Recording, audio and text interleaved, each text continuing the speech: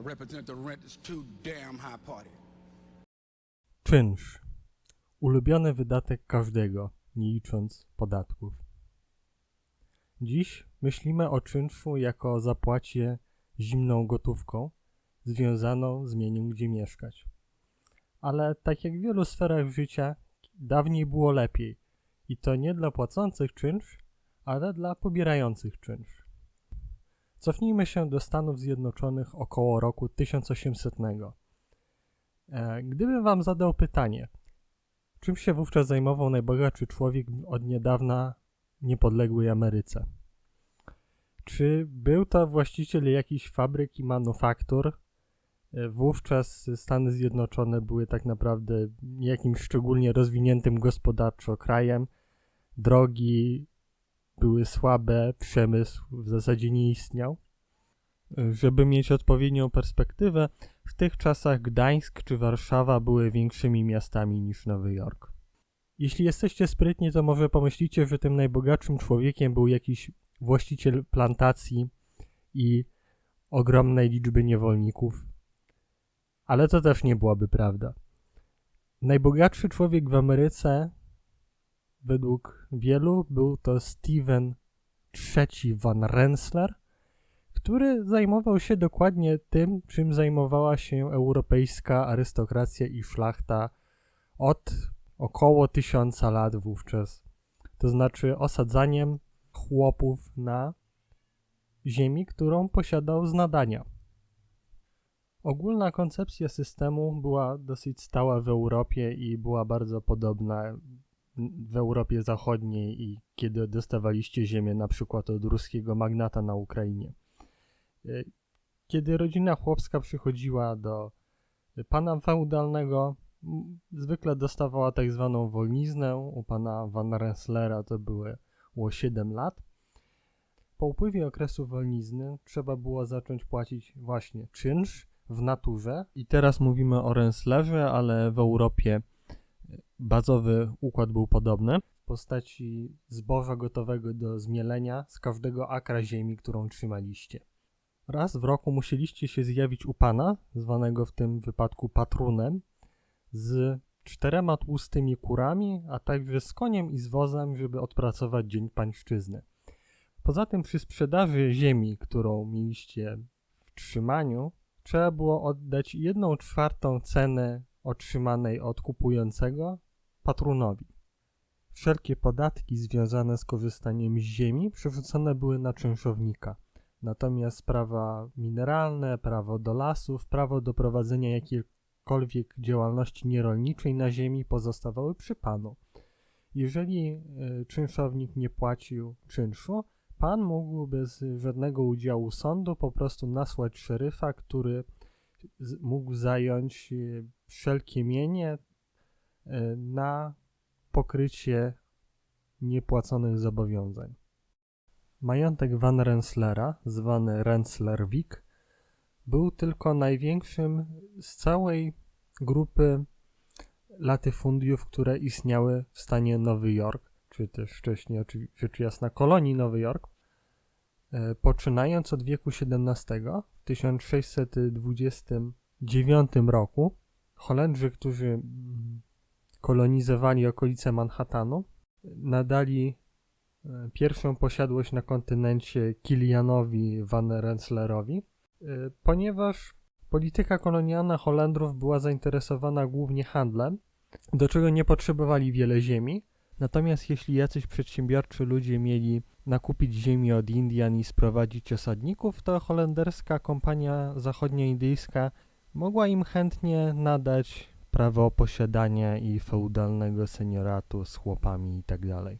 Wraz z przejęciem kolonii Nowego Amsterdamu, później Nowego Jorku przez Anglików, patenty nadające latyfundia Van Rensselaerom i innym zostały potwierdzone, a także w ciągu XVII i XVIII wieku tworzono kolejne. Mogłoby się wydawać, że rewolucja amerykańska, która była przecież wymierzona we władzę królewską Jerzego III, zaszkodziłaby temu systemowi feudalnemu na terenie stanu Nowy Jork.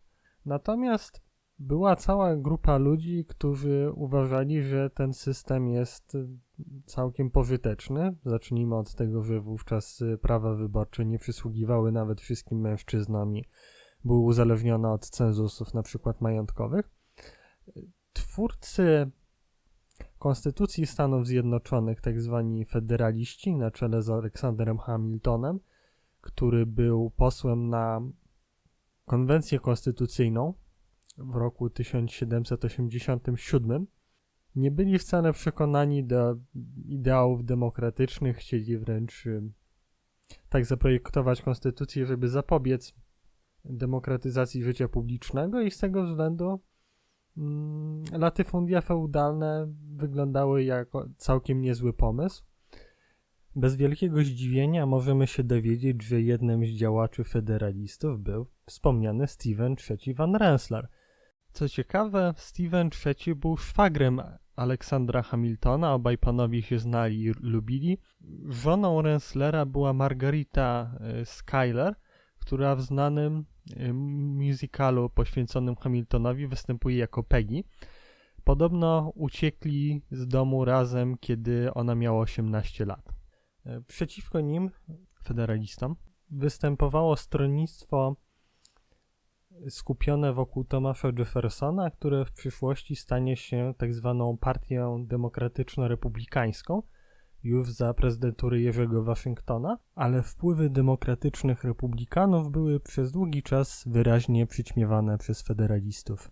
Stan Nowy Jork po utwierdzeniu niepodległości Stanów Zjednoczonych potwierdził brytyjskie nadania owych latyfundiów i patronowie prowadzili dalej akcję nadań na poprzednich czynszowych warunkach jeszcze na początku XIX wieku. Wiek XIX jednak, nadchodzący wiek elektryczności i pary, miał mieć dla wszystkich niespodzianki. Stany Zjednoczone rozpoczynały swoją ekspansję ekonomiczną i między innymi swoją działalność rozwijały banki, zarówno prywatne, które wtedy również wypuszczały własne banknoty, jak i Bank Stanów Zjednoczonych, który powstawał, później wygasał, później go tworzono od nowa. Nie będziemy się tutaj w te komplikacje zagłębiać. Aż w roku 1819 wybuchła bodaj pierwsza panika, czyli właściwie kryzys finansowy, które to kryzysy w wieku XIX wybuchały w Stanach Zjednoczonych dosyć często, mniej więcej raz na dekadę i się ciągnęły. Ceny zboża spadły i czynsze dla pana Rensselaera w dużej mierze przestały się płacić, narastały zaległości. Z początku Van Rensselaer uznawał, że sytuacja się poprawi, że te zaległości z czasem się spłacą, kiedy kryzys się w końcu skończy. Kryzys się ciągnął, no i w końcu jak wszystko na tym świecie rzeczywiście się skończył. Paradoksalnie z powodu rozwoju ekonomicznego Stanów Zjednoczonych okazało się, że teraz zboża nie opłaca się najbardziej uprawiać w stanie Nowy Jork, tylko ze względu na to, że powstaje sieć kanałów. Kanały były hitem ówczesnej epoki, obok wciąż jeszcze mocno raczkującej kolei żelaznej. Owymi kanałami można było sprowadzać zboże tańsze z zachodu kraju. Van Rensselaer nawet siedział w komitecie zarządzającym publicznymi kanałami w stanie, jako zwolennik federalistycznej polityki państwa bardzo zaangażowanego w ekonomię i wspierającego aktywnie kapitalistów. Te kanały i koleje były wówczas budowane tak naprawdę z publicznego kredytu i w ten sposób Van Rensselaer przykładał rękę do tego, że poniekąd niszczył siłę ekonomiczną własnego latyfundium. Ale rzecz jasna, owi latyfundyści sami sobie zdawali sprawę, że ten system, z którego korzystają, jest dosyć anachroniczny. Okazywało się, że ściąganie czynszów, o których mówiliśmy, staje się coraz mniej realistyczne i być może trzeba by zacząć nasyłać na tych ludzi szeryfów, konfiskować ich mienie. Ale, no właśnie, czy to by nie spowodowało jakichś rozruchów? Ponieważ jednocześnie ze zmianami gospodarczymi Stany Zjednoczone zmieniają swoją postać polityczną i społeczną. Od około roku 1820 można powiedzieć, że w większości stanów prawo wyborcze jest powszechne dla dorosłych mężczyzn, niezależnie od majątku, choć dość często zależnie od odcienia skóry.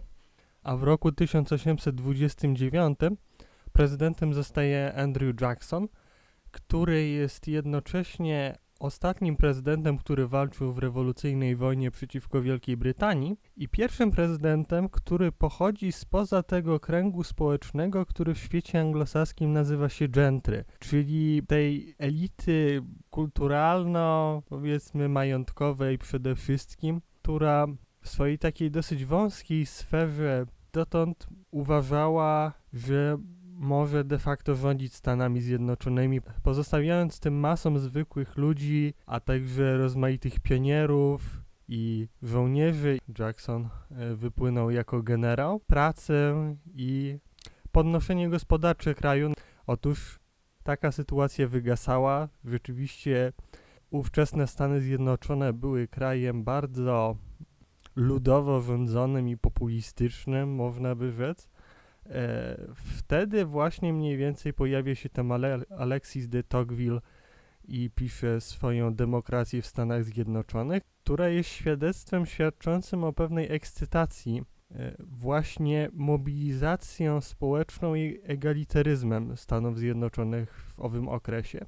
Analfabetyzm się rzecz jasna zmniejsza wraz z wyraźnym rozwojem cywilizacyjnym i dlatego ci ludzie, którzy byli czynszownikami, na przykład Van Rensselaera w latach 30. XIX wieku, owi potomkowie wcześniejszych czynszowników, to byli już wyraźnie inni ludzie. Mamy świadectwa o tym, kiedy osadzano ludzi w latyfundium Van Rensselaera, gdzie tak naprawdę, jak to często bywa z potężnymi czynnikami, nie podano swoim, w cudzysłowie, swoim kontrahentom pełnej postaci umowy od razu. Na początku Van Rensselaer powiedział, a tutaj sobie się osiedlcie na 7 lat, a później do mnie przyjdziecie i dam wam dobre warunki, jakoś się dogadamy na wasze dalsze bytowanie tutaj. Potem ci ludzie, którzy ponownie byli niepiśmienni, to byli ciężko pracujący ludzie, którzy tam szli na te dosyć często niezbyt żyzne ziemie i próbowali tam coś zrobić na terenach, których często za bardzo nie dotknęła jakakolwiek rolnicza działalność człowieka, od długiego czasu przynajmniej. I również warunki, jakie im przedstawiono im trochę takim tonem, że to tak naprawdę nie będzie pełna pańszczyzna, tylko pan Van Rensselaer was poprosi, bo będzie chciał zbudować młyn. To wtedy mamy relację o rozmowach z agentami Van Rensselaera. Potencjalny czynszownik poprosił, to wpiszmy to, że to jest tylko dla młyna, a wtedy oczywiście ludzie Van Rensselaera, nie, ja jak nie chcę zaakceptować tej umowy, to możesz sobie iść. Podobnie tłumaczono zapisy dotyczące tego, że Van Rensselaer miał pierwszeństwo wykupu, a jeżeli z niego nie korzystał, to brał 1/4 cenę. Jeżeli czynszownik sprzedał swoją ziemię, że bo widzicie, my was tutaj sprowadzamy Holendrów, a Van Rensselaer nie chce, żeby tutaj przyszli Jankesi, w znaczeniu Anglosasi. I tak, jakby nikt tego nie tłumaczył do końca szczerze, tych kontraktów, które kazano ludziom podpisywać. O ile w wieku XVIII to mogło jeszcze w jakimś stopniu przechodzić, to w XIX wieku ludzie już będąc zazwyczaj jakoś w miarę piśmienni, ludzie widząc to, że system polityczny się demokratyzuje i zresztą oczywiście mając w pamięci nawet sam początek Stanów Zjednoczonych, wypływający z rewolucji opartej na ideałach republikańskich, na przekonaniu o tym, że ludzie mają prawa naturalne do samostanowienia, wolności i dążenia za szczęściem i tak dalej, to ich postawa była coraz bardziej w kierunku nie możemy znosić tego feudalnego statusu, ale ponieważ stary Steven III Van Rensselaer postępował dosyć dyplomatycznie, to znaczy jeżeli ktoś nie mógł płacić, to po prostu mu to zapisywano jako zaległości i ludzie liczyli, że kiedy on umrze, to on im to wszystko przebaczy i przekreśli, to dopóki on żył, to panował spokój i mogło się wydawać, że ta sprawa się jakoś z czasem sama rozwiąże. Aż nadszedł 26 stycznia 1839 roku i Steven III Van Rensselaer zmarł. Okazało się, że zaległe czynsze nie zostały darowane, ponieważ choćby z powodu wspomnianych już problemów gospodarczych w kraju miał on spore długi i zaległe czynsze zostały puszczone w zarząd powierniczy do celów spłaty długów pozostawionych przez zmarłego latyfundystę. Jego dość liczne oczywiście dzieci zostały porządnie wyposażone w elementy majątku, których byśmy się spodziewali po nowojorskim magnacie nawet dzisiaj, to znaczy nieruchomości w dobrych miejscach, akcje na przykład banków i pozostało oczywiście latyfundium Van Rensselaer i tytuł patrona. Owa największa posiadłość została podzielona między dwóch synów, Stevena IV Van Rensselaera na zachód od rzeki Hudson oraz Williama Van Rensselaera na wschód. I sprawa tego, co oni zrobią z przysługującymi im przywilejami patrona, pozostawała otwarta. Natomiast poniekąd najciekawsza rzecz zdarzyła się z owym zarządem powierniczym, który zmarły Steven III powierzył szeregowi istotnych polityków z partii demokratycznej i Whigów, dwóch partii, o których jeszcze sobie pomówimy. Nikt za bardzo nie chciał kierować tym trustem. Nikt nie chciał, żeby jego nazwisko zostało powiązane z ściąganiem z ludzi zaległych czynszów feudalnych.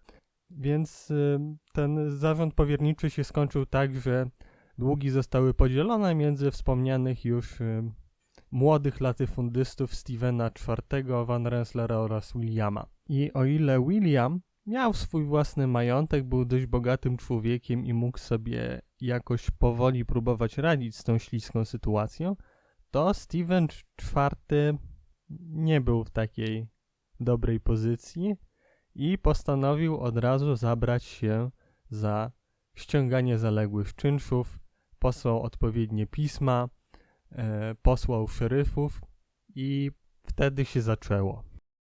Mieszkańcy latyfundium zorganizowali szereg zebrań, na których porozmawiali ze sobą i sformułowali szereg postulatów, propozycji dla Stevena IV.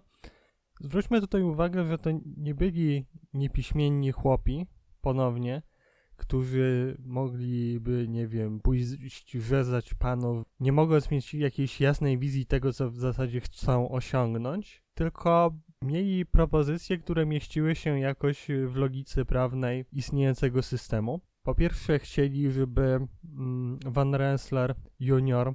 zaakceptował zmniejszenie ich zobowiązań, ponieważ nie są w stanie ich całkowicie spłacić. Po drugie, żeby umożliwił im wykup swojej ziemi za sumę, która by zainwestowana przy zysku rocznym 7% pozwoliłaby mu mieć takie same korzyści finansowe jak właśnie trzymanie ich w zależności czynszowej. Zdajemy sobie sprawę, że 7% to nawet wtedy był dosyć odważne zyski To się ujawnia w późniejszych żądaniach Stevena IV, który żądał, żeby to była większa suma, gdzie by wystarczyły 4% zysku. I po trzecie, istniejące umowy miały być renegocjowane w ten sposób, że zamiast tej feudalnej zależności czynszowej byłyby przekształcone ich zobowiązania co do ziemi w hipotekę. I co by im to dawało? Po pierwsze, nie mieliby zależności feudalnej. Po drugie, co jest może najważniejszym czynnikiem, jeżeli by ktoś chciał z nich ściągnąć tę ziemię za niepłacenie, to musiałby przejść przez system sądowy, zgodnie, powiedzmy, sięgając do znanych nam pojęć do kodeksu cywilnego. I w ten sposób dopiero Steven IV mógłby z nich ściągnąć tę ziemię z powrotem, a nie wyglądałoby tak, że po prostu wysyła posłańca z pismem do szeryfa i każe mu wkroczyć i tam sprzedać, co się da, czy nawet zabrać ziemię. Steven IV odmówił rozmowy z delegatami swoich czynszowników, ale zgodził się przeczytać ich pisemne propozycje. Podał swoją kontrofertę i kontroferta zawierała możliwość wykupu ziemi za $5 za akr, co było ceną 2 razy większą niż proponowaną przez czynszowników, którzy chcieli $2,5 za akr zapłacić. I ta cena $5 dotyczyła tylko najbardziej biednych jałowych terenów. Co do reszty, Steven IV stwierdził, że tamci ludzie są i tak wiązani kontraktami, które zostały podpisane przez ich przodków. Umów trzeba przestrzegać, niezależnie od tego, jakie są, no i co mu mogą zrobić. On chce po prostu opierać się na tych umowach, które są od wieku XVIII. A jeśli im się nie podoba, stwierdził Steven IV, no to nie mamy o czym rozmawiać. Na tym negocjacje się właściwie skończyły i wszyscy wkroczyli na drogę do wojny czynszowej. Następne zgromadzenie czynszowników miało miejsce w miasteczku Bern na szczycie tzw. gór helderberskich i tak się złożyło, że był to 4 lipca 1839 roku, czyli Dzień Niepodległości Stanów Zjednoczonych, czyli rocznica ich początkowej deklaracji niepodległości. Zgromadzeni odwołali się bardzo wyraźnie do tego dokumentu, ogłaszając własną deklarację niepodległości wysłaną później Stevenowi IV. W owej deklaracji czynszownicy stwierdzają, że podobnie jak patrioci amerykańscy w roku 1775, postawieni przed ustawą stemplową narzuconą im przez parlament londyński, najpierw spróbowali środków pokojowych i zgodnych z literą prawa, natomiast zostało one wyczerpane i muszą przejść do czynnego oporu. Tak jak odziedziczyli wolność po swoich przodkach, tak zamierzają doprowadzić rewolucję rozpoczętą właśnie przez poprzednie pokolenie w czasach wojny rewolucyjnej z Wielką Brytanią do końca, gdzie, tu cytat, masy mogą w pełni korzystać z wolności i niepodległości. No, to, jak widzimy, są bardzo mocne słowa, a obok tych aspektów, powiedzmy, ideowo-uczuciowych jest także to, że czynszownicy przyjęli zasadę, że oni nie zgodzą się na podziały, które próbował przeprowadzić Van Rensselaer pomiędzy tymi, którzy mieszkają na ziemiach bardziej urodzajnych i mniej, i że wszyscy muszą mieć możliwość wykupienia tych praw, które wzięli na siebie ich przodkowie za tę samą cenę za akr. Wkrótce nadszedł sprawdzian tego, jak ten czynny opór będzie wyglądał. Tak jak wspomnieliśmy już, zadanie ściągania należności w różny sposób powierzono szeryfom i szeryfowie, musimy pamiętać, tak jak bardzo wiele urzędów w Ameryce, są elekcyjni.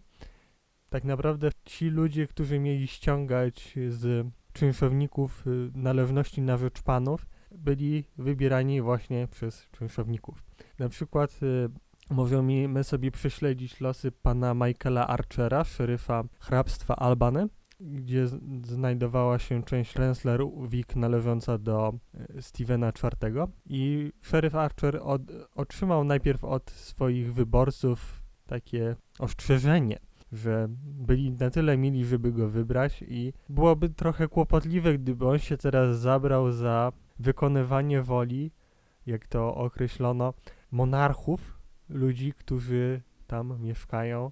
I rzeczywiście, kiedy pojawiali się na wsi szeryfowie bądź ich zastępcy, czasami w jakichś niewielkich grupach, to wieśniacy, czynszownicy ostrzegali się nawzajem i zwykle wiedzieli zawczasu, że coś się święci. Taki człowiek prawa mógł się spodziewać tego, że zostanie tam złapany, ściągnięty do karczmy. Być może będzie musiał stawiać wszystkim kolejkę. Zapewne papiery, które miał zanieść i wręczyć, żeby ściągnąć z poszczególnych osób należności, zostaną odebrane mu i spalone. Najgorszym względnie losem, który mógłby go spotkać, jeżeli naprawdę się za bardzo stawiał, to była stara amerykańska tradycja, jeszcze również z czasów oporu przeciwko ustawie stemplowej w Bostonie, czyli smoła i pierze. Obtaczamy człowieka w smołę, a później w pierzu i puszczamy do domu. Jakby powodzenia teraz, żeby się umyć i wyczyścić z tego wszystkiego. Wytworzyła się szybko tradycja używania rogów, takich do grania, żeby się ostrzegać przed nadchodzącym szeryfem. Tak więc kiedy ktoś tam zauważył, że przybywają funkcjonariusze publiczni z pismami, to zagrał na rogu i już wszyscy wiedzieli, na co się szykować. I jak teraz taki szeryf miał sobie poradzić z egzekucją, jeżeli cały rejon był zbuntowany, a sam miał siebie i kilku pomocników? Tak jak ostatnio wspominałem, w krajach wolnych nie było policji, ponieważ uważano, że ona służy bardziej tyranii rządu niż rzeczywistej ochronie życia i mienia kogokolwiek. W Rzeczypospolitej obojga narodów radzono sobie metodami typu, że starosta organizował egzekucję tak zwaną z łacińska mota nobilitate, czyli zwoływał szlachtę, żeby poszło wyegzekwować jakiś wyrok czy pismo zbrojnie i w gromadzie. Pokrewna była oczywiście znana nam wszystkim instytucja zajazdu. Otóż w Stanach Zjednoczonych zresztą do dziś istnieje instytucja posse comitatus, która również z łacińska oznacza, powiedzmy, siłę powiatu, czy też siłę hrabstwa w amerykańskich warunkach. Oczywiście dziś jest to w praktyce dosyć rzadko stosowane, natomiast wówczas to było pierwsze narzędzie, po które musiał sięgnąć następnie szeryf Archer. I rzeczywiście zebrał około 700 obywateli miasta Albany, które jest oficjalną stolicą stanu Nowy Jork. I wśród obywateli, którzy się stawili na owo posse, znajdowali się również znaczące osoby polityczne, jak na przykład były gubernator stanu William Marcy, czy też John Van Buren, który był wręcz synem ówczesnego prezydenta Martina Van Burena. Znane twarze jednak naszym zajezdnikom nie pomogły, ponieważ naprzeciwko tych 700 pojawiło się 1500 do 1800 czynszowników z maczugami. Możemy sobie tutaj wyobrazić to trochę podobnie, jak niektórzy pamiętają, jak Andrzej Lepper z Samoobroną organizował blokady drogowe. Plus minus to mogło to tak wyglądać, tylko że po drugiej stronie było owo posse złożone po części z szanowanych obywateli. Ponieważ nikt nie chciał doprowadzić do rozlewu krwi, trzeba się było tak po prostu rozejść. To spotkanie miało miejsce już pod koniec listopada 1839 roku i to była chwila, kiedy sprawa przechodziła już na poziom polityki stanowej. Nasz szeryf Archer był członkiem Partii Demokratycznej, natomiast ówczesny gubernator stanu William Seward należał do partii Whigów. Była to więc dodatkowa motywacja dla Archera, żeby przywrócić sprawę na podwórko Sewarda. Szeryf poprosił o interwencję zbrojną stanu, co było jakby kolejnym krokiem dostępnym do egzekucji prawa po posse comitatus, jeżeli hrabstwo nie mogło sobie poradzić z egzekucją prawa na własnym terenie. Jak sobie z tą sytuacją poradził gubernator, do tego wrócimy za chwilę, ponieważ Tutaj mały spoiler, problem nie został rozwiązany od razu. Wśród czynszowników w ich czynnym oporze wykształcała się pewna tradycja i instytucjonalizacja tego, co robili. Formą organizacji przyjętą przez czynszowników były komórki zbrojnych mężczyzn nazywane plemionami indyjskimi. Dlaczego one miały taką nazwę? Ze względu na ubiór. Mówiono o Calico Indians, o perkalowych Indianach. Owa wersja ubioru indyjskiego to była taka wersja z maskami zwierzęcymi. Ci ludzie nie oglądali westernów, także ich wyobraźnia nie przedstawiała im Indian z takimi pióropuszami i piórami, tylko właśnie plemiona, które być może, nie wiem, były bardziej znajome kolonistom bardziej na wschodzie Stanów Zjednoczonych, które to terytoria również zostały oczywiście na początku odebrane Indianom. Wzorcem dla zastosowania tego typu przebrania była, co ciekawe, znowu herbatka bostońska, czyli znany epizod z okresu rewolucji amerykańskiej, kiedy to Bostończycy zatopili transport brytyjskiej herbaty. Natomiast podobno był jeszcze pewien wkład brytyjskiego emigranta Thomasa Devere'a, który uczestniczył w ruchu czartystowskim w Anglii. Czartyści domagali się rzeczy typu powszechne prawo wyborcze dla mężczyzn, żeby głosowanie było tajne. Próbowali jakby zmusić rządzącą elitę brytyjską do przeprowadzenia tego typu reform, natomiast generalnie wylądowali w więzieniach, czy jakoś wywiezieni do kolonii. Devry zdołał zbiec i podobno organizacja konspiracyjna Indian perkalowych na terenach czynszowych była w pewnej mierze wzorowana na konspiracji czartystów w Newcastle, ponieważ ważnym elementem tego ruchu indiańskiego było również to, że oni nie znali w miarę możliwości swojej tożsamości. Wiedzieli tylko, kto jest ich liderem i ten lider miał swój pseudonim. Widzieli się w maskach, także nie mogli na siebie donieść. Jeden z najważniejszych przywódców ruchu antyczynszowego był lekarz dr Smith Bottom, który miał pseudonim Potężny Grzmot, Big Thunder. I do dziś można, jak się dowiadujemy, zobaczyć jego domostwo w stanie Nowy Jork, które oczywiście wygląda jak amerykańska wieś i też może nam pokazać, w jaki sposób, pomimo tego, że to jest stan Nowy Jork, że to jest być może nawet industrialne serce ówczesnych Stanów Zjednoczonych, to mamy tu do czynienia naprawdę z takim prowincjonalnym terenem, gdzie przywództwo tych chłopów czynszowych przyjmowali na przykład lekarze, a także rozmaici, można by powiedzieć, rewolucyjni inteligenci ze Stanów Zjednoczonych i z Anglii. O działaniach gubernatora Sewarda oraz o politycznych i prawnych losach sprawy czynszu dowiemy się w następnej części. Trochę żałuję, że temat mi się tak rozlazł, że się nie mogę zmieścić. Ale tak jak mówiłem jakiś czas temu, staram się opracować dla siebie dobry system robienia tych audycji. Póki co jest jak jest. Także główny przebieg wojny czynszowej będzie niedługo. Subskrypcja generalna i tak dalej, jeśli ktoś tutaj w ogóle dotarł. Do usłyszenia.